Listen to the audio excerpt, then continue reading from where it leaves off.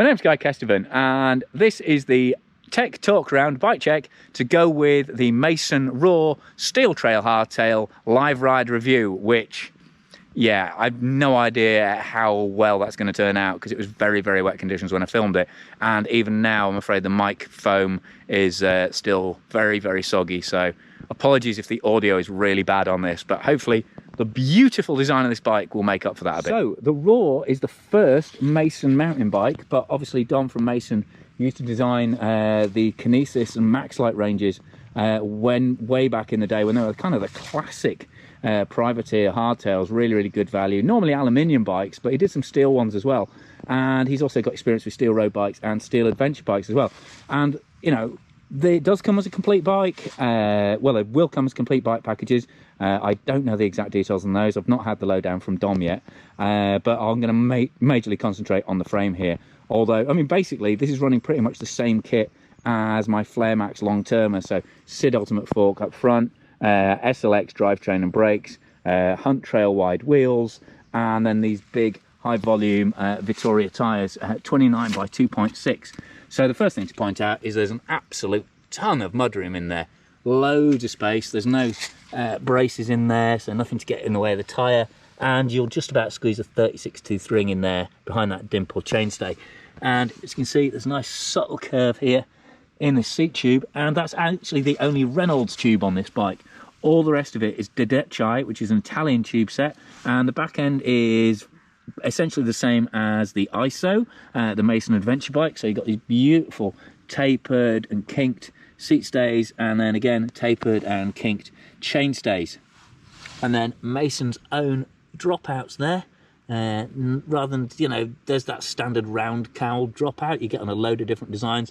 These are very much Dom's own design and bespoke to Mason. You can see there's a little pinch bolt there for the gear hanger, and then even a little chain stud. God, I've not seen a chain stud on a bike for donkey's years. That's a proper classic old frame builder touch. And then on the rear, you've got a really, really neat post mount there for the rear brake. And this is actually one of the early development bikes, so it's just got a sort of generic chain guard on there. But what it should have is this hard plastic clip-on Mason replaceable chainstay guard. So again, just a really nice piece that they've had designed specially for this bike. And another feature is you've got external cable routing and hose routing on the back end using P-clips for the gears there, and then it's internal, this ovalized top tube. See, really, really nicely designed, a little gusset under the throat there, and then you've got a very, very finely welded fork gusset on the down tube there, and the down tube is actually the same as the ISO, but without a bend in it, without a curve in it.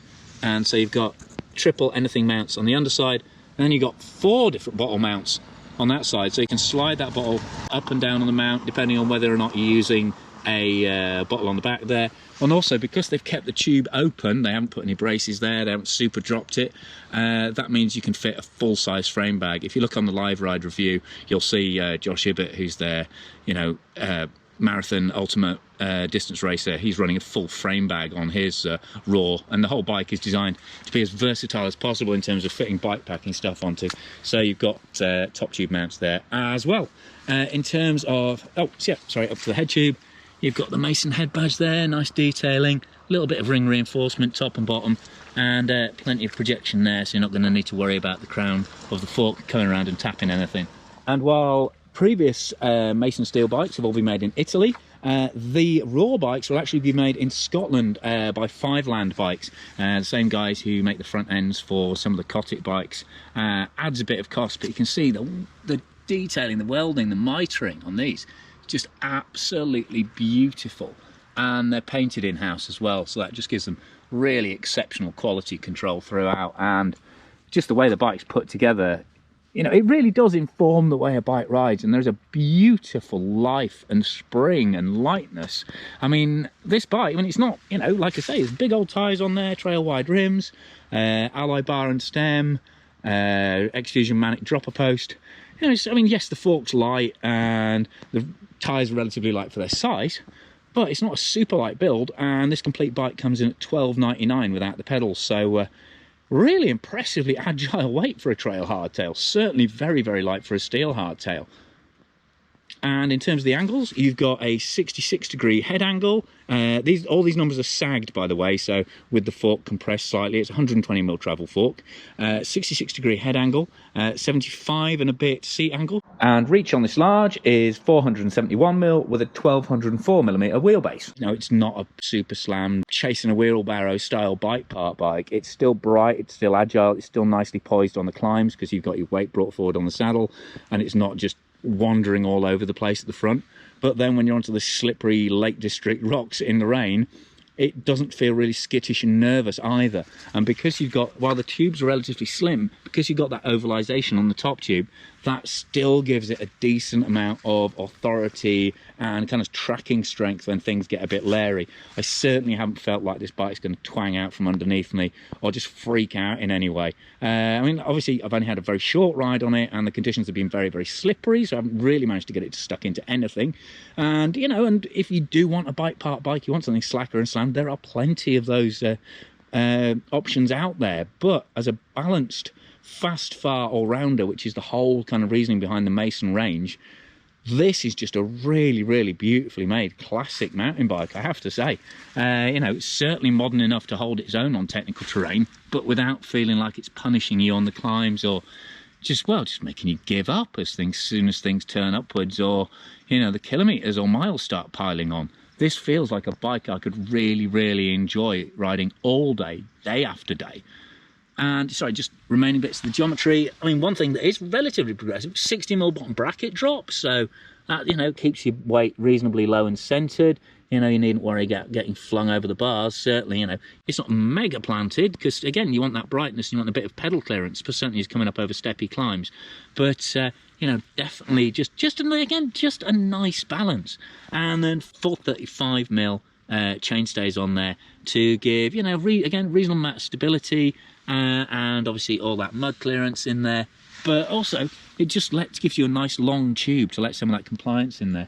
But it really is, it's the ride feel of this bike that really, really makes it stand out, and the finishing detail. And it'll come in 3 different colours as well. There's this colour, which I can never remember the name of, this kind of light air defence grey, and then there's a mustardy yellow, and there's a blue as well. I mean, typically now I've stopped riding, the sun's come out, but you know, that's just the way it goes sometimes. You know, this is just a morning press launch ahead of the main launch of the bike next month, but hopefully hopefully the microphones are dry enough that you've been able to understand what I'm saying, and you've been able to spot what is some beautiful detailing, some very smart design on a very, very well balanced bike. So hopefully there'll be something you can pull out of the live ride review as well, although the conditions were pretty atrocious. But I'll put the link through anyway, just to give you a chance of watching it. So that's the brief bike check on this new Mason Raw. I'm actually going to go and have lunch with Dom now, with the other journos, and he's going to fill us in on some of the development of it. It's been a long process getting around to Mason and actually producing a mountain bike, and it's been 2 years kind of in the making, what with COVID and everything else complicating matters. But as you can see, there's a ton of detail in there, but if there's anything more that Dom lets us into, then obviously I'll put that in captions in the relevant points in this video. But for now, massive thanks to Mason for inviting me to try the bike before its launch. Thanks to Giro Cycling UK for sponsoring the channel, and PTs and Crud as well. Unfortunately, I haven't been able to fit the fender today, which really affected the live ride review because that little Sid fender is jammed on there and couldn't fit the big XL fender. But anyway, so if you are riding the wet, I would thoroughly recommend one. I've really, really missed it today. And massive thanks to my Patreon supporters for supporting the channel with a small pledge on a monthly basis. And they get extended, exclusive behind the scenes and ad-free edits as a thank you. So if you really like what I'm doing with the channel, please consider supporting it on a monthly basis. And anyway, subscribe, click for notifications, give it a thumbs up if you've liked it. If you haven't, let me know what you'd like to see me change, what you'd like to see me do differently. But hopefully I can make my experience in bike testing work for you to kind of understand the bikes that are available better.